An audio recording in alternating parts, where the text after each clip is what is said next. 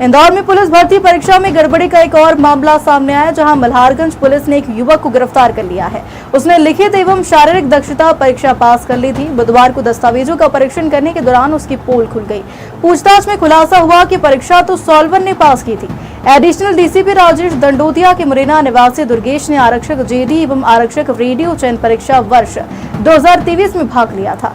दुर्गेश का केंद्र रतलाम मारुति एकेडमी आया था। उसके द्वारा शारीरिक एवं लिखित परीक्षा पास कर ली गई थी। चयनित अभ्यर्थियों को आधार इतिहास दस्तावेज परीक्षण एवं चरित्र सत्यापन के लिए कमेटी द्वारा बुलाया गया था, जहां उसकी चोरी पकड़ी गई।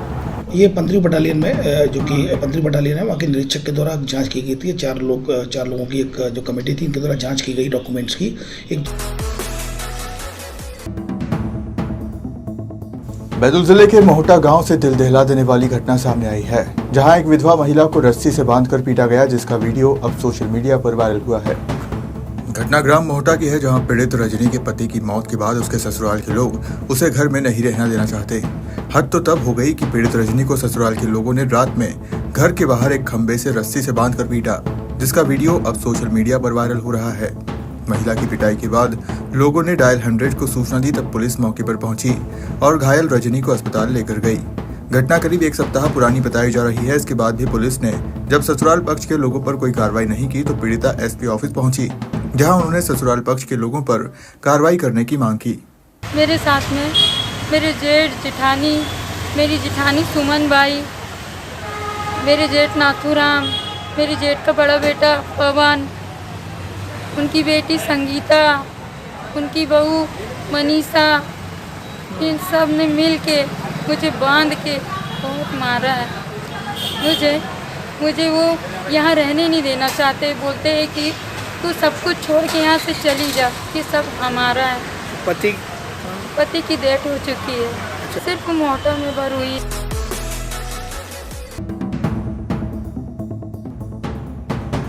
मध्य प्रदेश के बालाघाट जिले में एक अनोखी घटना आई है, जहां जहरीले सांप ने एक युवक को काट लिया।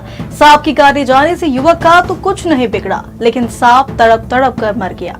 जानकारी के अनुसार पीड़ित 25 वर्षीय सचिन नागपुरे है। वह एक कार मैकेनिक है।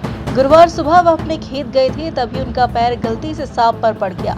सांप ने उन्हें काट लिया, लेकिन सांप के काटने के 5-6 मिनट के भीतर ही वह तड़प तड़प कर मर गया। विशेषज्ञों के अनुसार ऐसा बहुत कम होता है कि सांप किसी को इंसान को काटने के बाद मर जाए। इस असामान्य मामले में कुछ संभावित कारण हो सकते हैं। सचिन ने बताया कि वह पिछले 7 से 8 सालों से चिड़चिड़िया, पिनसूड़ी, पुलसा, जामुन, आम, तुअर, आमजन, करंजी और नीम जैसे पेड़ों की टहनियों से दांत साफ कर रहे हैं। उनका मानना है कि इन जड़ी बूटियों की लकड़ियों के मिश्रण से उनका खून सांप के लिए जहरीला हो गया है, जिससे उसकी मौत हो गई। हालांकि वन विभाग अधिकारियों ने इसे दुर्लभ मामला बताया है। उन्होंने बताया कि सांप किसी व्यक्ति को काटने के तुरंत बाद केवल बहुत ही असामान्य परिस्थितियों में मर सकता है, लेकिन एक संभावना यह है कि काटने के बाद तेजी से मुड़ने पर सांप की जहर की थैली फट सकती है, जिससे उसकी अचानक मौत हो सकती है।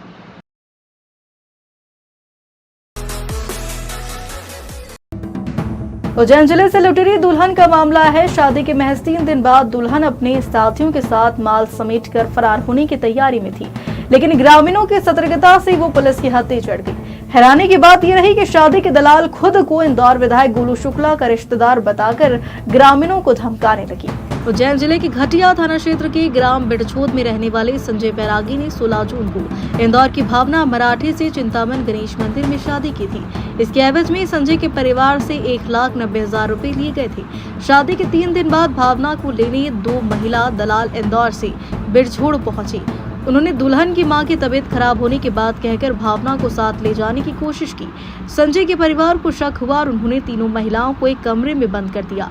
सुबह गांव के सरपंच मुकेश चांद्रा को सूचना दी गई। सरपंच ने घटिया थाना पुलिस को मामले से अवगत करवाया। मौके पर पहुंची पुलिस टीम ने दुल्हन और दोनों दलालों को हिरासत में ले लिया है।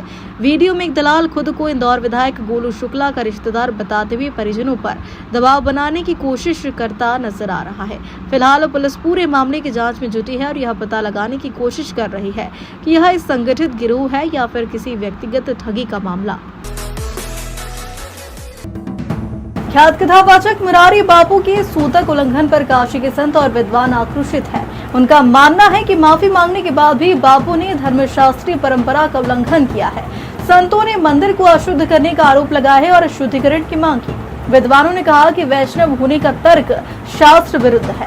वहीं इंदौर के श्री वेंकटेश देवस्थानम की अधिष्ठाता स्वामी विष्णु प्रबन्नाचार्य ने भी मुरारी बापू को दोषी माना है। उनका कहना है कि मुरारी बापू गृहस्थ संत है और उन्हें सनातन के नियमों का पालन करना चाहिए। देखो, ऐसा है कि कोई भी वैष्णव परंपरा हो, रामानुज, वल्लभ, निम्बार्क, माधव स्वामी, सभी परंपराओं में या हमारी भारतीय जो वर्ण व्यवस्था बनी है या उसके आधार पे जो सूतक और पातक की जो पद्धति बनी है वो सभी को लागू होगी।